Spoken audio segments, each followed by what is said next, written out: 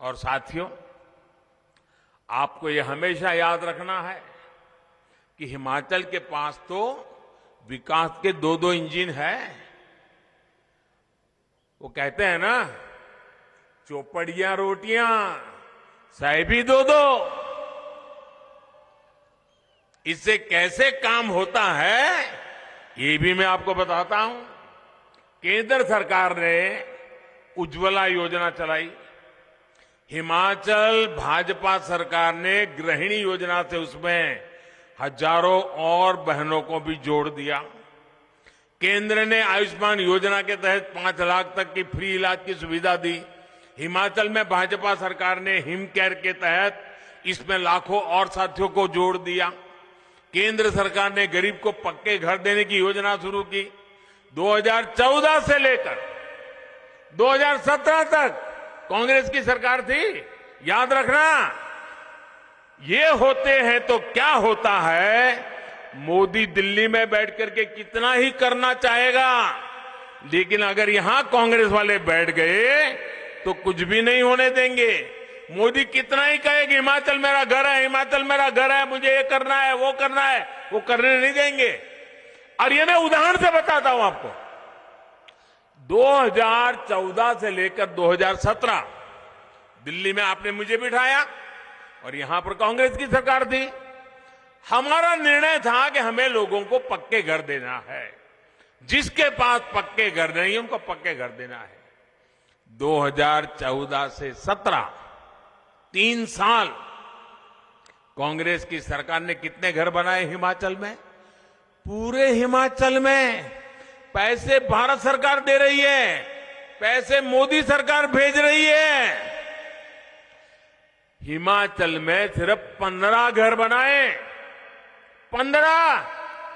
शर्म आए ऐसा काम है कि नहीं भाई? ये कांग्रेस वालों का रिकॉर्ड देखो। और बाद में आपने जयराम जी की सरकार बनाई, और जयराम जी की सरकार बनाई, दिल्ली से मैं भी लगा रहा, हम दोनों मिल गए तो 10,000 गरीबों के लिए घर स्वीकृत हुए। 8,000 घर बन गए, 8,000 घर बन गए। अब मुझे बताइए, ये 15 घर बनाने वाले आपको चाहिए कि 8,000 घर बनाने वाले चाहिए? हिसाब समझ आता है ना भाइयों? देखिए, सबको सामाजिक सुरक्षा मिले, इसके लिए केंद्र सरकार ने पेंशन और बीमा की योजना शुरू की।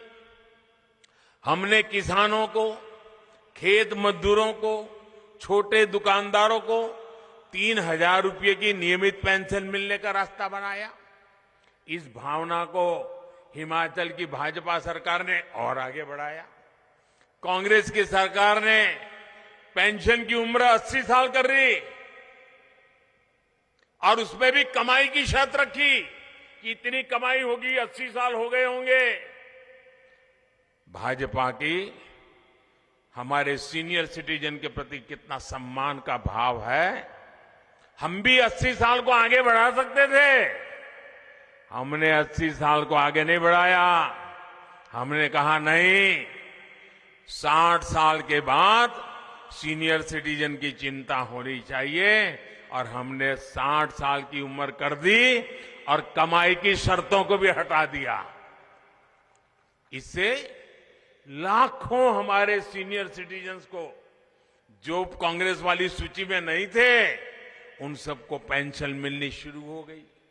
इसी प्रकार पीएम किसान सम्मान निधि के तहत हर साल हजारों रुपए छोटे किसान के बैंक खाते में जमा करते हैं।